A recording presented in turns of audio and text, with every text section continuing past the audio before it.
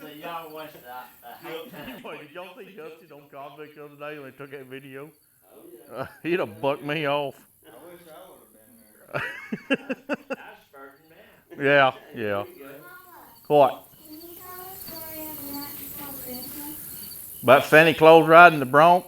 Yeah, I'll tell that one. 'Twas the night before Christmas. All the ponies had been fed.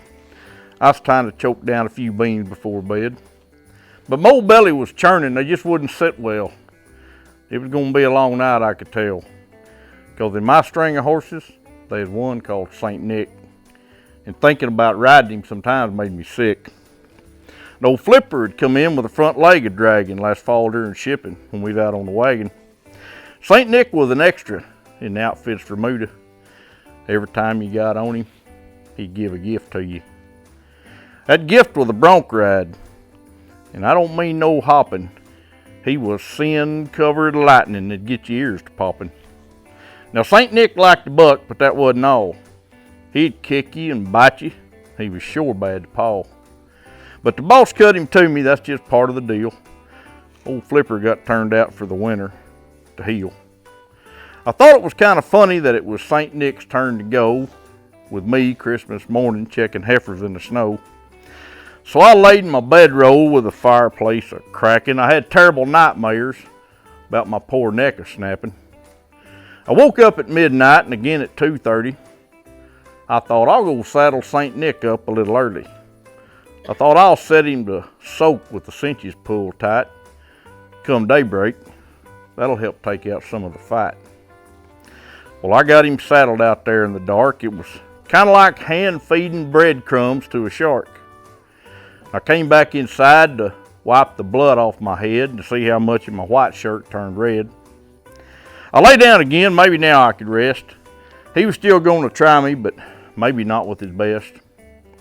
I just closed my eyes when I heard such a racket. I stumbled out of bed and put on my denim jacket. As I walked to the barn, the moon lit the stage and the icicles shone bright on the high desert sage. Out there in the big pen on a fresh carpet of white, my eyes took in the most amazing wild sight. St. Nick was making a wide, crooked leap with a pot-bellied feller sitting up there in the seat. Well, he throwed him his head with one hand in the air, and St. Nick touched the ground and growled like a bear. I'll tell you, in my life, boys, I sure seen some rides, but I thought that critter would buck out of his hide.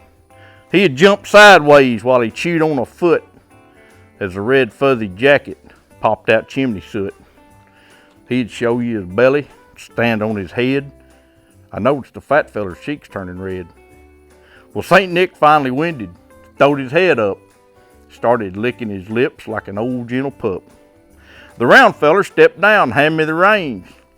I noticed in his mouth a broken candy cane. Well, that's when it hit me. My mind started to click. I just watched St. Nick ride old St. Nick. Then I noticed his team and his little red sleigh. His reindeers was a hobbled eating some of my hay.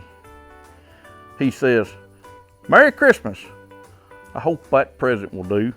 I knocked some of the rough off that old pony for you." Then he buttoned his jacket, limped on away, unhobbled his reindeers, and climbed in his sleigh. And I heard him exclaim as he headed her back north, "I ain't never seen nothing buck like that horse."